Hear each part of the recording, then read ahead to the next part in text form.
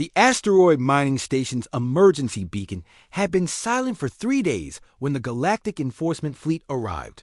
Captain Zektar of the Hegemony's Third Fleet expected to find the usual aftermath of a pirate raid: scattered debris.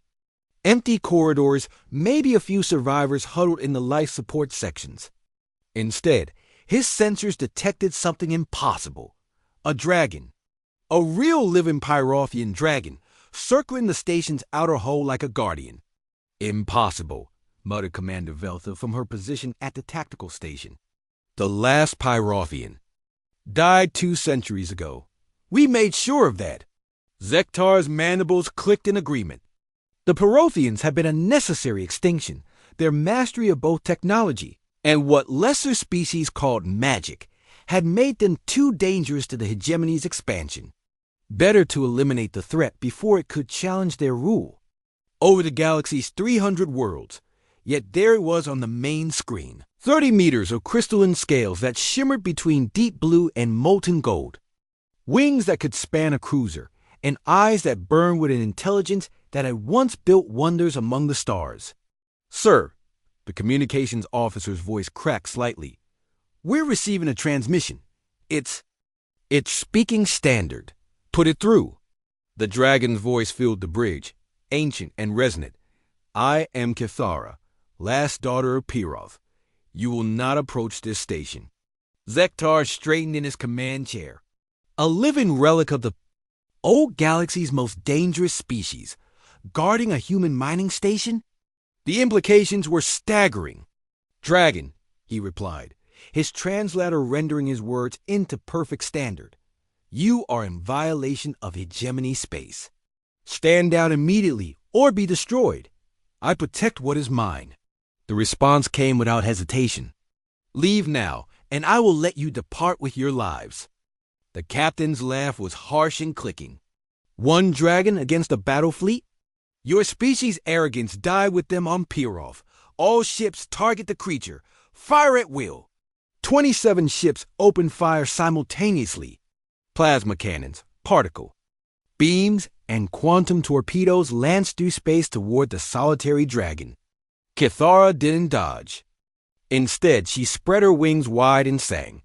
The ancient Pyrothean war song turned space itself into a weapon. Reality rippled around her, and the fleet's devastating barrage simply ceased to exist. Not deflected or absorbed, erased from existence, as if it had never been fired. "Impossible," Velta whispered, but Kithara wasn't finished. She dove toward the flagship, her claws trailing energy that made the vacuum itself scream. The destroyer's shields rated to stop planet-cracking weapons shattered like glass. Armor! Plating that could withstand stellar flares peeled away like paper. "Retreat," Zektar ordered. "All ships, emergency jump." Half the fleet had already begun their escape when a new voice cut across all frequencies. Young, human, and absolutely furious. "That's enough." The dragon stopped mid-attack, hovering motionless as a figure emerged from the mining station's main. Airlock. No environmental suit, no protection from the vacuum of space, just a young human. Woman walking on empty space as if it were solid ground. Maya. Chun had been 8 years old when the Hegemony's pacification fleet had glassed her homeworld. She'd survived in an escape pod for 6 months before Kithara found her, half dead and completely alone.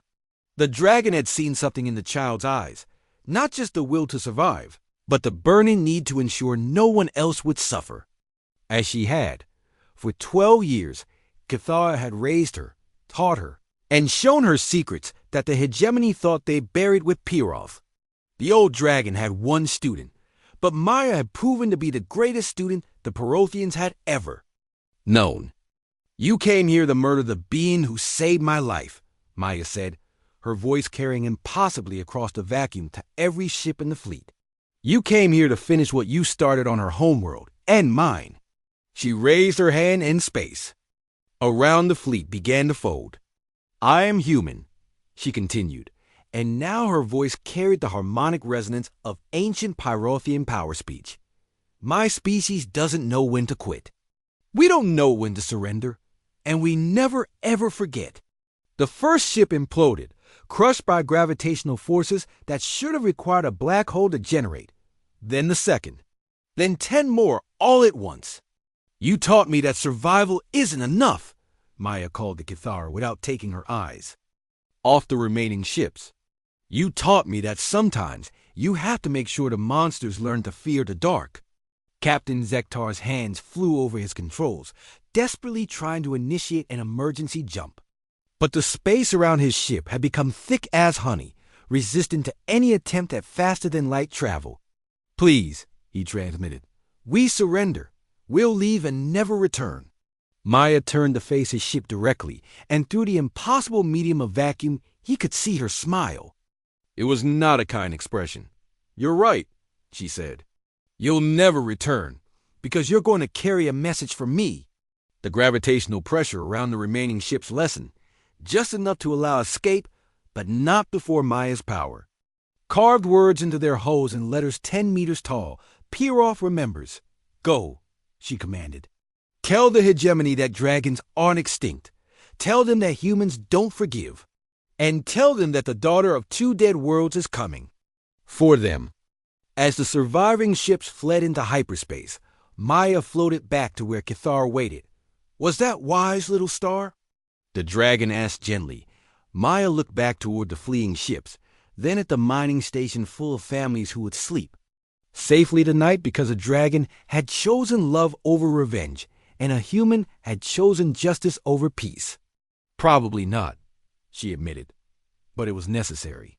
The last dragon and the first human mage turned toward the stars where 300 worlds waited to learn that some extinctions don't take.